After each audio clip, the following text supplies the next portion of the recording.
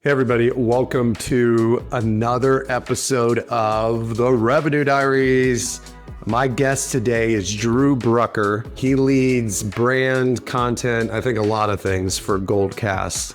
And Drew and I have had a back and forth recently, more towards the beginning of this year, on the balance of measuring brand versus demand and what's more important and all the stuff that we love to talk about as marketers. And I said, Drew, you should come on Revenue Diaries to talk about it. So we dive into that a little bit, but we also talk about work-life balance. We talk about his philosophy around pursuing passions and personal fulfillment. But ultimately, this is a conversation about how to make sure that we are driving value across brand and demand and also life. So I hope you enjoy this episode of the Revenue Diaries. Drew, can you give us a little bit of background on you, what you do today, and also make sure you throw in your newsletter that everybody should go subscribe to, by the way? Yeah, man. Happy to introduce myself. Yeah, I'm the head of brand and content over at Goldcast. Recently just joined Goldcast second week of January. So still brand new, right? This is still a very much a ramping process as we speak, but Goldcast really is exciting with some of the stuff that's coming up. The roadmap, the products, some of that stuff really spoke to me in terms of where they're headed and what their vision is. And so that had a large role in me landing there. But prior to that, yeah, I've been in B2B SaaS for last 10, 11, maybe 12. I can't remember the last time I counted. I always say a decade plus because after that, who cares? It all kind of blends together. It blends together, baby. But yeah, I've been mostly in, these early stage companies and, took about an 18-month break from that recently to really just like go deep with AI. So I was leading a marketing team over at a company called Lasso, Series A. I was there for about 2.5 years. But like when we started getting access to AI, right? Like publicly, my curiosity just went nuts, and so like my creativity just kind of like poured into that. What can I accomplish with this? So obviously on the LLM side, that was the case, but also with like photography. I'm a photographer. I don't do as much as I used to, but I still have a camera and I still will take pictures from time to time. But I started to play around with tools like Midjourney, right? Like AI image generation. And testing that really just like from a creative standpoint, but ultimately led me to go down this path of, like the quality of this has actually gotten good enough. I know how to use this tool well enough I think this probably has some business utility. And so I started to kind of like integrate that into our process at Lasso to create custom brand imagery that basically we could create a repository around for our team and our org. And just kind of saw that missing link between stock photography, professional photography, and a lot of these small teams, Kyle. I mean, there's no design team on a lot of the smaller orgs, right? So like who's doing that stuff and how do you actually stand apart? So that really was the wedge that drove me deep into this discovery process of like, how can I use AI to solve creative problems? And really like, how do I tie that into brand differentiation, narrative, perception, et cetera. So played around with that for 18 months, had a lot of fun doing that. Honestly, I was totally fine with that until Goldcast came along and I saw that opportunity and it just kind of spoke to me. It felt like a little bit of a unique opportunity. Yeah, that's great. And for those of you listening, you know that the theming behind this podcast is usually everything other than work. We are going to get into a little bit of work because Drew and I had some back and forth and comments on LinkedIn about brand and brand measurement, and the LinkedIn comment section is just not a place to have like actual real conversation. But right? The algorithm loved it. The algorithm loved it. The algorithm absolutely loved it, which is always a good thing. But before we get into that, I'm curious about the break. When you say break, did you like leave work and hang out for 18 months and work on AI? Okay. Like I started my own thing. I started taking on projects, filling it, Okay. Like, So you left the job, went and did some consulting while learning. Yeah. My curiosity was starting to take me away from where I was at. Right. Like, and this is why I think this will be a cool conversation, right? Is I think you and I could have similar career paths in some ways, but at the same time, we have totally different, like, experiences and things that we like within that. And so for me, like I started going down this pathway of, do I want to be leading teams, continue to lead teams, like, you know, as a VP or even in the C-suite? Does that feel like me? And I really spent a lot of time with that. I went through some courses with Pavilion. I really tried to like dig into things that were currently ambiguous or like weak places for me analytically. And it just kind of like, it felt too far removed from who I am and what I like to do.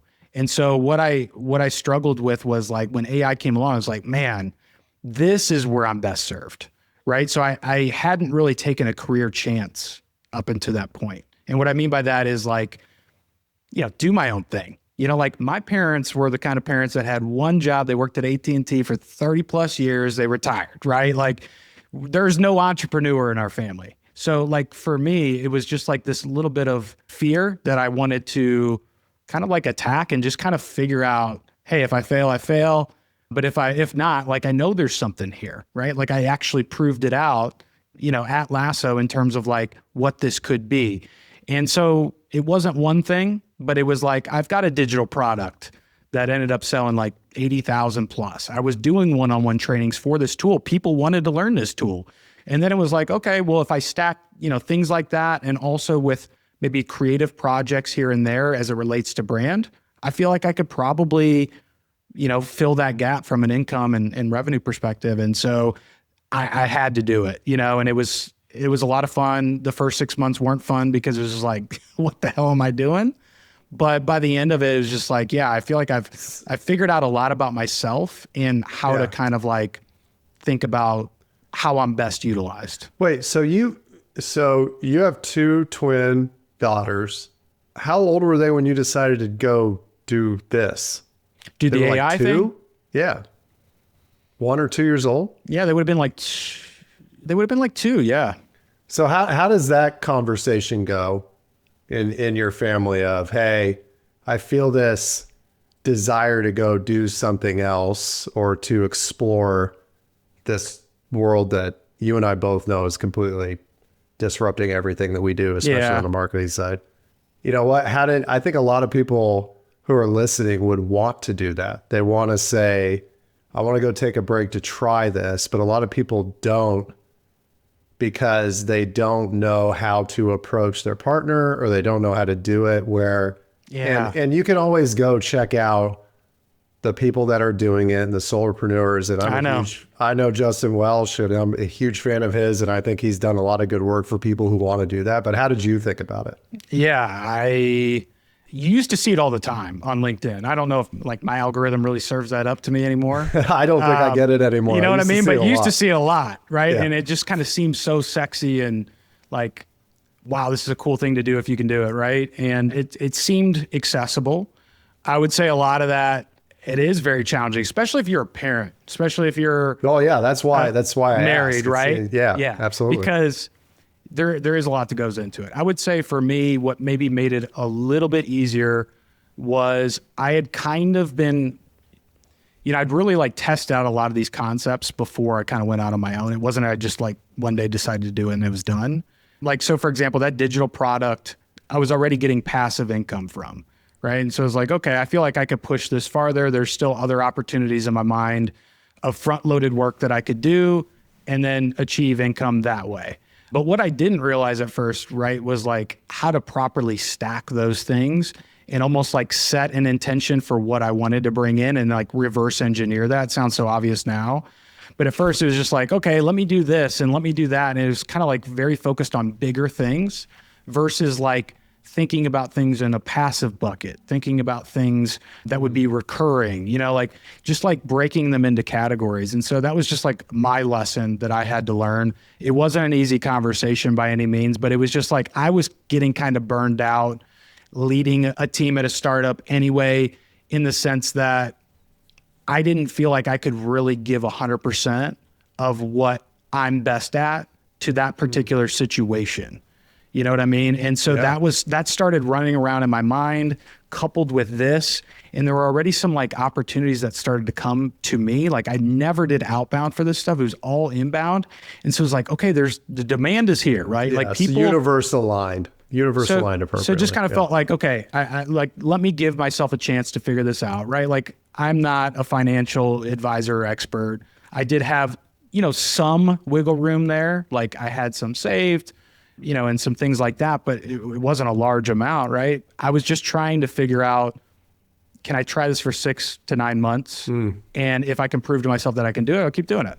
You made the conscious decision not to, well, this is how I'm taking it, not to go up, keep going up. VP of marketing, CMO, which I don't think comes naturally to people, or maybe just me. Like it's, how did you think, like, how did I make the decision? Yeah. Well, how did you come to terms with not doing that?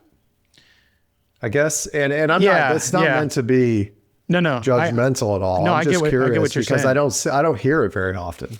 Well, okay. So like, really for me, my 20s, I spent in sales, and by the time I landed in marketing, I was already 30. So I kind of felt like I was already behind, right? Like, I got into marketing and I knew immediately, I was like, all right, this feels fun. There's a lot here. Yeah. There's a lot that I don't know, but I love that. More fun than sales?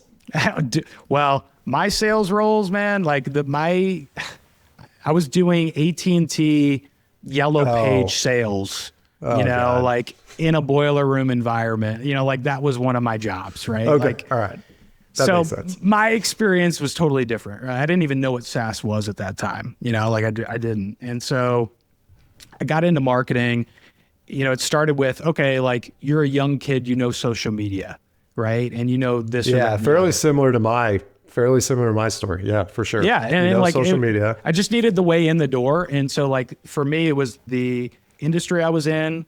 It was a nice bridge over to marketing. Then once I did marketing, I moved over to the SaaS side, like a vendor for that space. And so that was how I got into SaaS. But I just felt like I was behind. So I was always, especially early on in marketing, chasing money and titles because I wanted to catch up.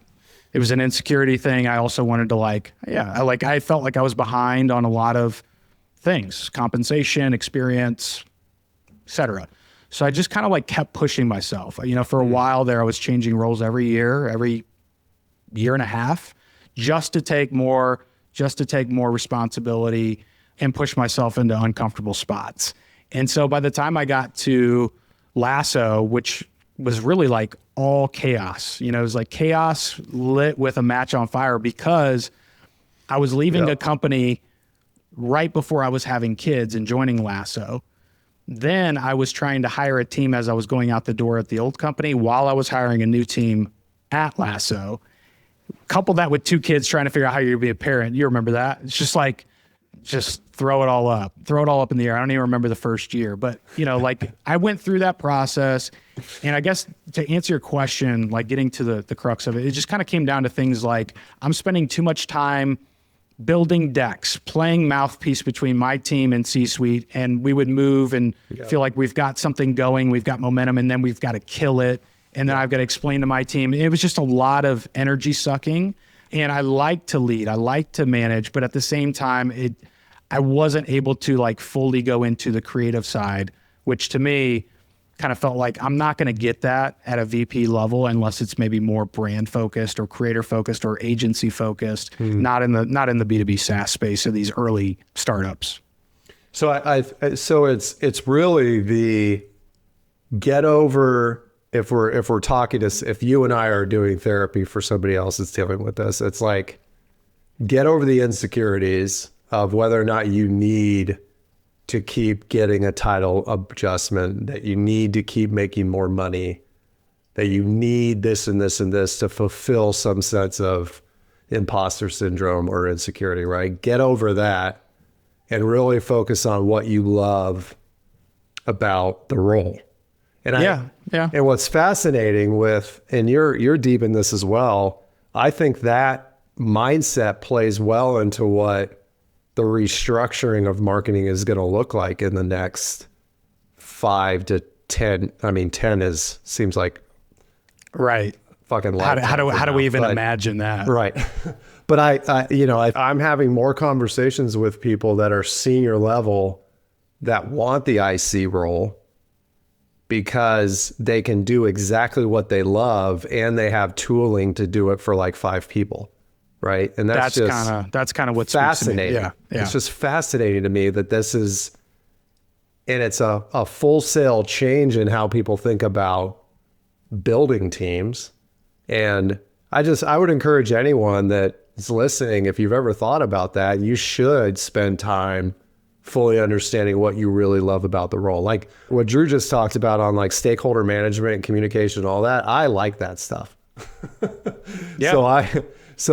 I like the building of teams and the stakeholder management and the cross collaboration with large, teams in general, but some people don't.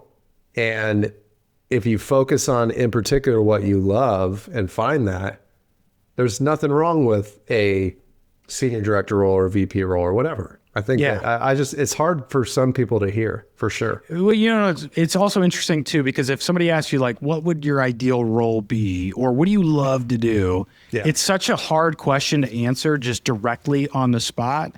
And it's not like I wasn't thinking of those things, right? It's like, that was always on my mind. It's just like, you make some decisions, whether it's for family or financial or, just career progression, ego, whatever it is, right? Like any imbalance in there, you can float for a while, right? In terms of like going in this direction that maybe isn't your ideal direction. And so I think you have to take inventory of that. It was something that was on my mind, but like, I think AI was sort of like the wake up call piece of it. It was the driver of what pushed me to kind of like have the momentum to actually attack that question and really have it answered for me. Obviously, it's like one of those things where if you're asked it, you don't know how to answer, but it's like, it just comes to you. It's hard to explain. Right. That was what came to me. I'm convinced that if you are focused on what you do best and you're working hard at it, your gut instinct and whatever we like to call the universe or whatever, I do not care, whoever's listening, whatever, it will come to you.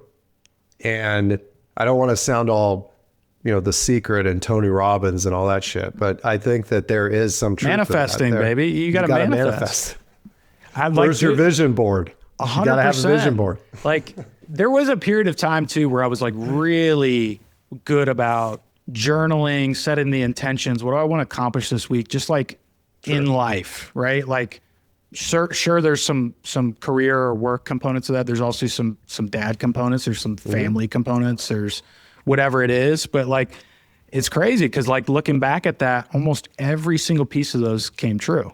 Right. And so, yeah, there is something there. No one really knows quite what, but I do believe in that. I mean, you have to almost set yourself up for the intention of what can ultimately happen. Yeah. I mean, it's probably because we're in a simulation run by Bezos or Musk or some alien billionaire or whatever. We're definitely in a simulation. Okay. So you brought up family. We talked about your twin girls. So a question I ask everybody for this podcast is, how do you think about balance? You're a busy guy, successful. You've got stuff on the side. You've got the Goldcast stuff. How do you balance being present with being successstal? Yeah. Career success, right? Tough, man. So tough.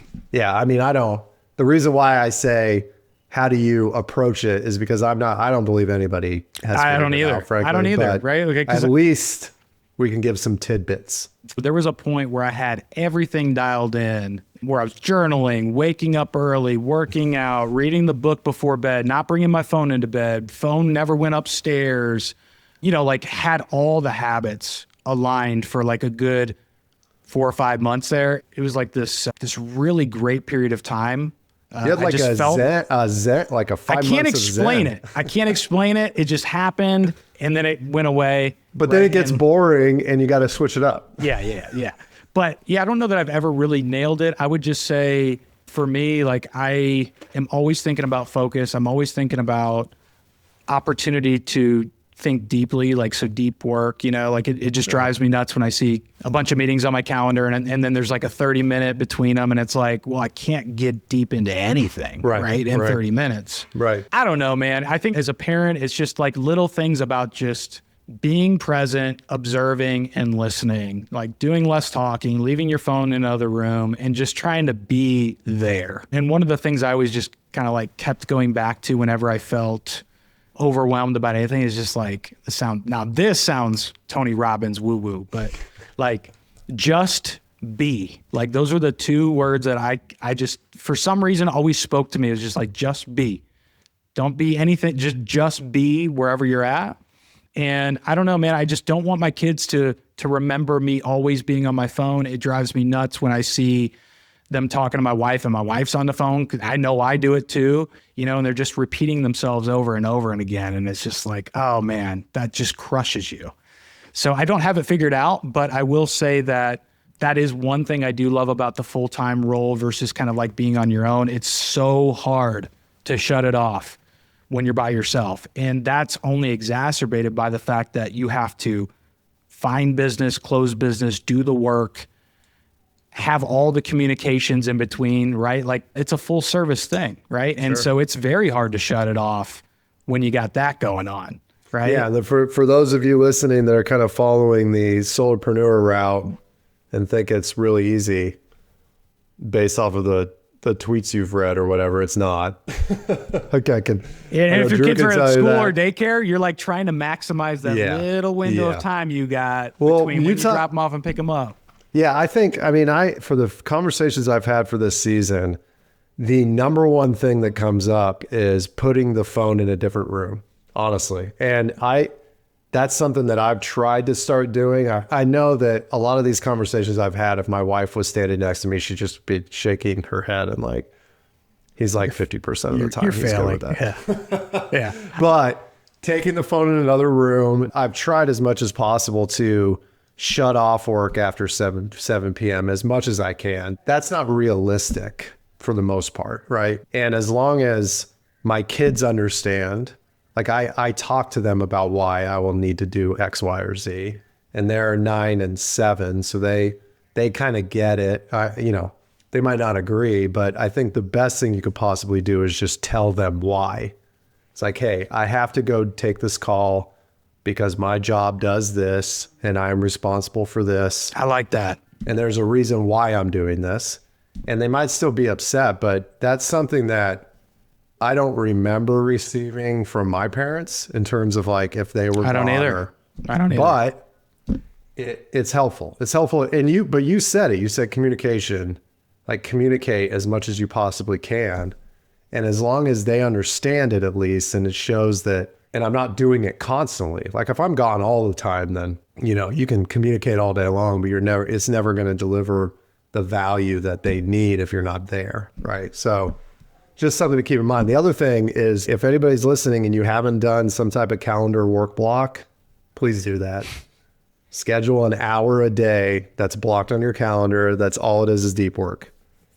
And if you have a team, I schedule multiple work blocks throughout the week and I put the entire team on it. Good. Yeah. So everybody's aligned on the same schedule too, which is important because sales and everybody might book on But you know what though? That is underrated. That is an underrated move because if you align the same time, right, you're not likely to get hit with the ad hoc request during your time. Number one. Two, like I just think there's just a fundamental problem that exists right now with, you know, man, between Slack, email, social, like you getting tagged in Asana, LinkedIn, text, like LinkedIn comments, arguing about brand. Bro, I mean, so it's just like, it's so challenging to have any level of focus. Yeah. I would say like the things that have helped me the most with that is just getting into playlists, or like there are a couple apps, right, where you can really find like music that's going to help you in that sense, or Hemisync or binaural beats, or, you know, just something for that deep work time that you can really just solely focus there. I listen to EDM, which actually is probably the opposite. Well, the beats per minute gets you going now. It does get me going. That's really the only music I listen to now, which my friends from college make fun of me constantly, but it's just basically movie soundtracks. Ooh. And I got a whole list of them. There's all like, I'll check out Drew's Spotify playlist. I actually do. I have on my LinkedIn one page every month. Oh, you actually published it. Yeah, I make a new one for myself every month, and I've done it since I love that. 2023. I love that, man. Yeah. So if you go on my LinkedIn page, more about me, it'll take you to a page. I've got like 4, I only got 4, but I have 4 of like my deep focus playlists up, minimal lyrics, but like really focused on like beats per minute. Minimal lyrics is key for sure. Minimal lyrics, so you're not singing along with it. Yeah. Okay, so we're going to shift a little bit away from, we've kind of been talking about both, but the question is, are we as marketers, B2B SaaS marketers, too wrapped up in trying to make B2B cool? Or I'm constantly trying to figure out how can I be somewhat like Liquid Death. Ramp pulls it off quite well, in my opinion, but they also have somewhat of a consumer flavor to them. But are we just trying to make B2B brand just too cool and it's just never going to get there? Yeah, I think both things can be true. I think they can both be true at the same time. One, B2B will never be cool. It'll never be as cool as we think it'll be. And that's just what it is. It's at the end of the day, it's just software. Yes, there are certain spaces, certain types of software that are going to be more attractive. Maybe they'll have more resources in those areas to put into brand, into creative, right? Like it's all relative to the size of the company, what the actual thing is. And then the tolerance for risk, I think too, from within the company, right? Like just so many of the generational risk tolerance, I think to this point, like that generation above you and me has just been very adverse to risk when it comes to brand, right? So talk more about that. Because when I hear risk tolerance, I think the more risk, the more creative. Is that what you mean? Yes, that's exactly what I mean. And not being afraid to not sound like a robot and not be buttoned up, right? Because like, I think you and I have probably both been in those orgs where it's like they say that on the brand guidelines or we've talked about it and we agree, but there's no way that they would let us actually do that, right? Or when they see it, it gets backtracked. So that's kind of what I mean. Whereas I feel like our generation, the generation after us, and obviously couple that with what's coming in terms of technology, I think that'll change, right? We'll also see companies, billion-dollar companies, with less than 20 people, maybe less than 10 people. It's just, it's wild to think about. But yeah, I think it's both, man. I mean, at the end of the day, software is software, business is business. There are certain things like longer sales cycles, for example, that just kind of like play into that versus it being something that people enjoy, like a consumer product, right? Like new shoes. Some things are just really exciting, and there are some products like that on the B2B side, but not all of them, right? Most of them are.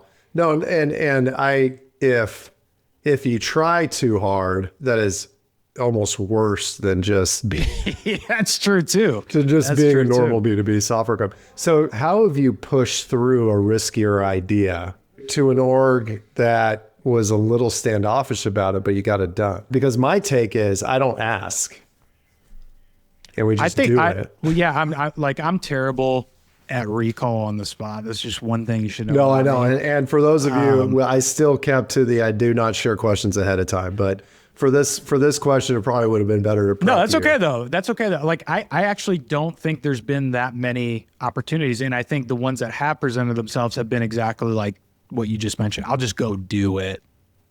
Yeah. And then just try to rationalize it. I'm just kind of the mindset too, like from the creative standpoint, when you get in a lot of these companies, there's not a lot of, especially when there's limited resources, there's not a lot of like creative focused people. There are people that can connect the dots and have got experience in different areas and all those things, but there's sort of like there's next leap into the creativity side of it. And most of the time those people are working in agency. They're working in different places. You have to be pretty intentional to build a team that thinks that way. Like you do. Really intentional. You do. And it's usually not. And they're not in B2B SaaS most of the time. Yeah, it's so hard to do because I could talk about that all day long, but part of that is what led us to our original conversation, which was measurement. And I'll set the stage a little bit and then you can fill it in. I'm a brand marketer at heart. I started an agency out of college. I had a graphic design background that I had taught myself. I sold social media stuff, much like you, like very, very similar. So I love brand marketing. I bleed brand marketing. I was reading books on brand when I was in college, right? Even high school. I have had to shift my focus as a CMO and a VP of marketing to revenue. Yeah. Owning a pipeline number, getting a seat at the table with sales and customer success, and making sure that I am deeply rooted in how the sales team is hitting quota. There has been a lot of conversation on LinkedIn, which you and I have been a part of this backlash to revenue marketing and moving more towards brand. And my feedback has always been, hey, you can be brand centric, you can push creative ideas, but if you aren't also speaking revenue at a board meeting, it doesn't matter because they're just not going to care as much as quota attainment up for the sales team. Now, I've been in sales-led orgs. I have not been in product-led. I think product-led is very different, like the Calendly's of the world, very different setup, right? Yeah. That was where we originally started talking about this. So will you give me your high-level take on the shift from revenue marketing to brand marketing and what we should be thinking about? Because I'm still focused on revenue. Yeah. Even though I push my team, we make some very illogical creative plays at work, but we are heavy revenue marketing. Yeah. Like revenue's the outcome, right? Like right. You can't just like get there. You have to be methodical. There are ways to go about getting revenue. There are plenty of different plays out there, right? But that's the outcome of the inputs that you put into place. I just think brand is really interesting at this stage, right? Because we've gone through this like growth at all costs thing. We've gone through this like attribution phase. We've gone through, like so many of these shifts, but like my whole time in marketing, I felt this like underpinned misalignment with what marketing actually means and does. And what I mean by that is like, we went through that whole phase too, right? Like even on LinkedIn where it's like, if you're not driving revenue or you're not doing marketing, right? And like part of that is true. Part of it's not. That's probably something I've posted, to be honest with you. Here's what I'm saying though, right? Like there are so many fundamental errors that exist currently in the way that we like attribution still not solved. There's no perfect science to it. Did we just create this problem for ourselves that we can't figure out? We put a name to it, right? And so like there are still organizations that focus so heavily on attribution, and there are even different ways to attribute, right? Like all the different touches. So like when you get caught up in that echo chamber, there's just so many opportunities to fail. It's almost like brand is different because it's the one controllable, like products. Essentially, like you could view them as commoditized. Features can get copied. Ads, you can get outbid. Brand is like that one thing that's like your true moat. It's the one thing you could control and be different from the rest if you chose to go into it, right? And so I think like from that perspective, your brand is almost like a separate product in itself. I just think in my shoes, right? In my shoes specifically, I've been in these smaller teams. No one gives a shit about the brand, the creative stuff. Whereas like, I find myself kind of being in that room sometimes where it's like no one else is thinking in that way. And there's too much of a shift that would need to happen. I don't know if people, I would disagree that people don't believe in it. I think if you ask anyone if brand's important, most people are going to say yes. The problem is we haven't figured out a way to translate it to actually be understood at a finance level, at a board reporting level. Don't give me the, hey, survey your customers and get a market share of voice score. Like, fine, that's great. That's going to give me one data point. I'm hoping it goes up. But, I think that there might be revenue leaders or marketing leaders that are tied to revenue sitting here listening to this thinking, I do believe brand is important. I do believe that we should be pushing this harder. I don't know how to communicate that appropriately so I get the investment I need to get it done. So that's where I think we run into issues all day long. And that's why I balance the 80% of budget goes towards creating demand, and then the 20% I can, do creative, everything's brand, but creative plays where I'm not like trying to figure out ROI. But what would you say to somebody who's like, Like, how do you approach it at Goldcast? Well, I think like brand to me can also be the creation of demand, right? Like we are all familiar with creating demand, but how do you actually do that? How do you create demand? That's a lever that is pulled by brand. Yeah. And what we've seen too is just data points around the fact that now, anytime anybody enters into a buying journey or process, they've already got a short list of companies in mind. Sure. Right? And so how do you get on that short list, right? How are you, from a brand standpoint, a content standpoint, like ingraining yourself in your target audience's short list?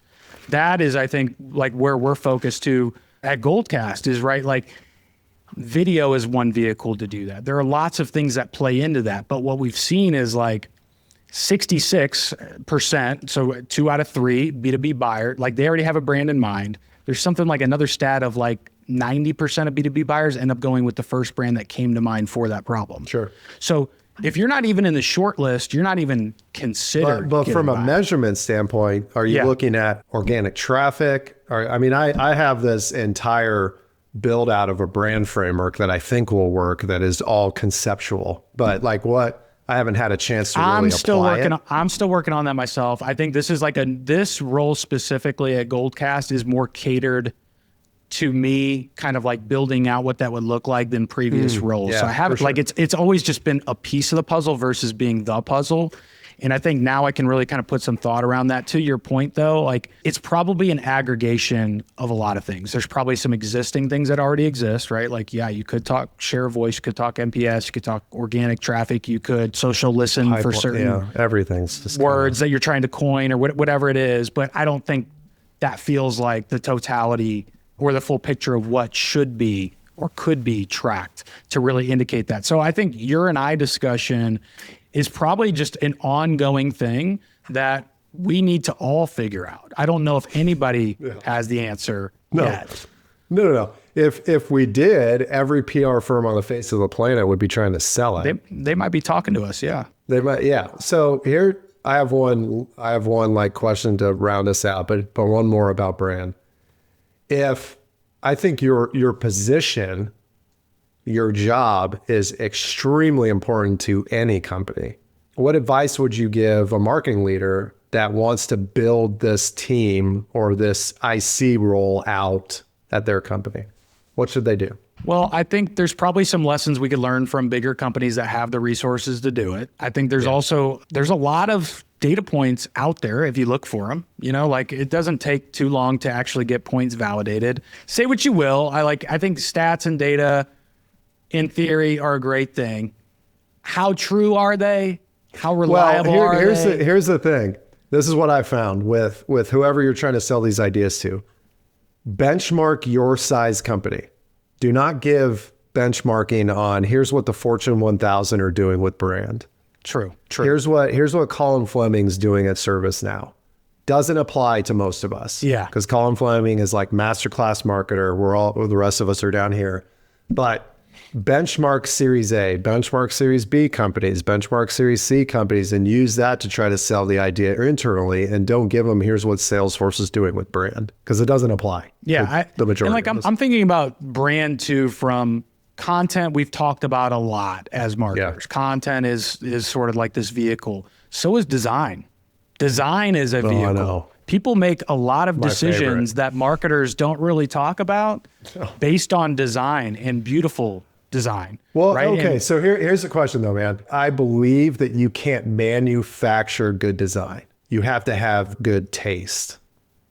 True. Do you agree with that? Yeah, I would say so.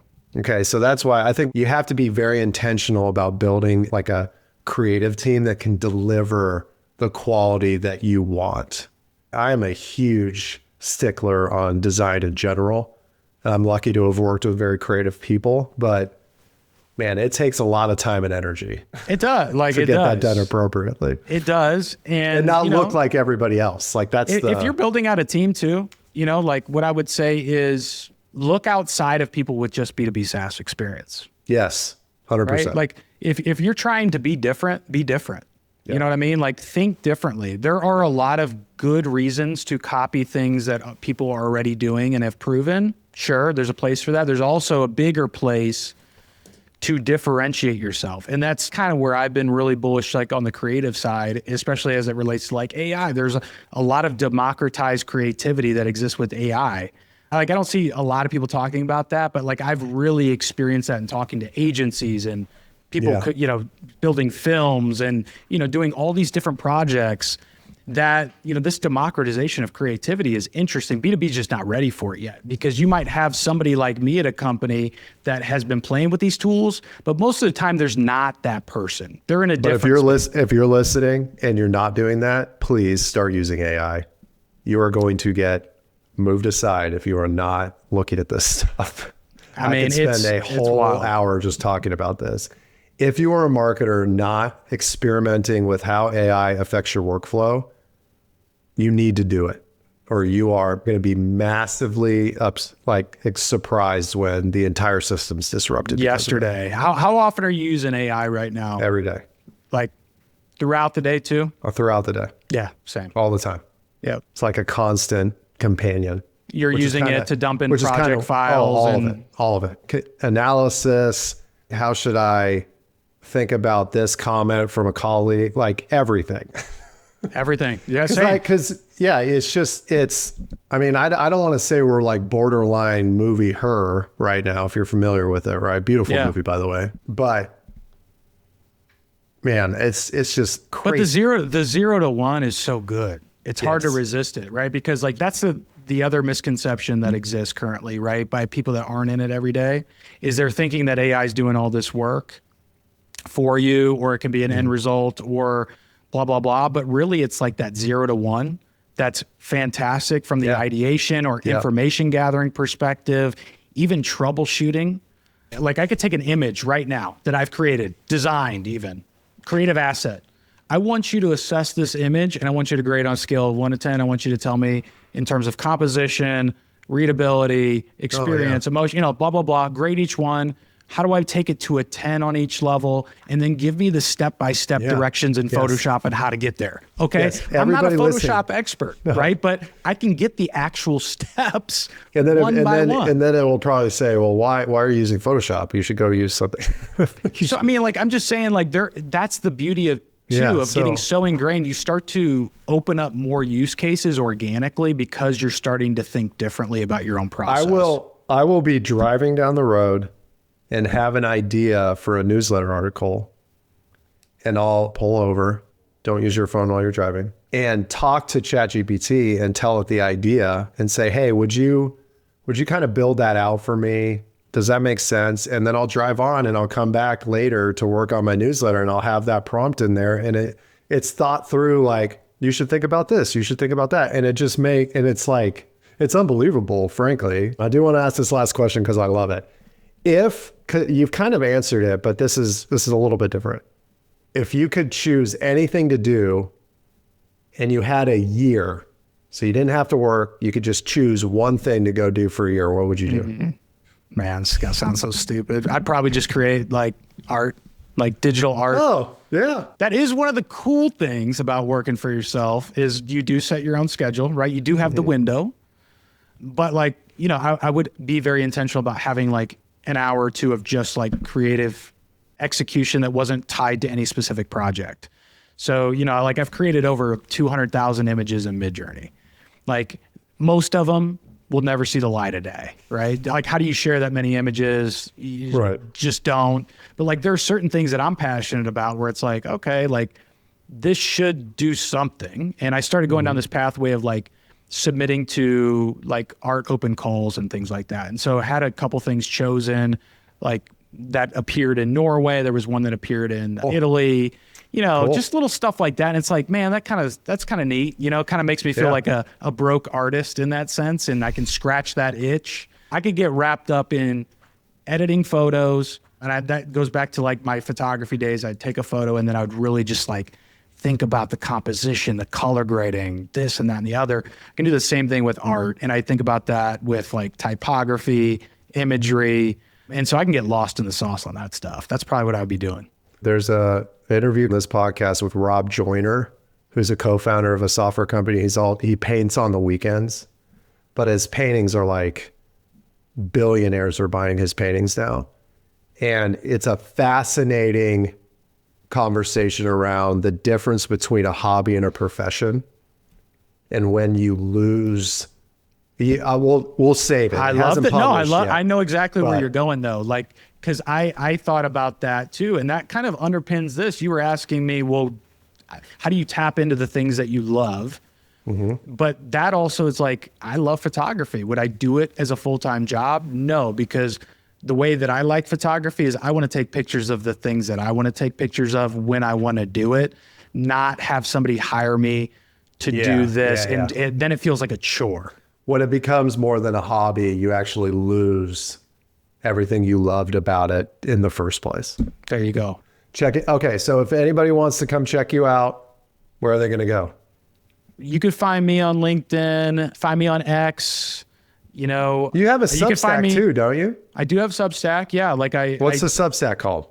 So it's called Imagine Lab. I'll share mostly like AI creative tool updates there. I haven't been as consistent lately with. It's okay. There's content on taking there. On a new job, but there's content on there. You could also find me in your comment section. I'll come in there. Yeah. Thanks, Ben. Give you a boost on the algorithm, More boosts, the better, man. More boosts, the better. Thank you for joining me, Drew. It was a pleasure. I'll have everything in the liner notes if you all want to go check out what Drew's doing. Thanks for having me.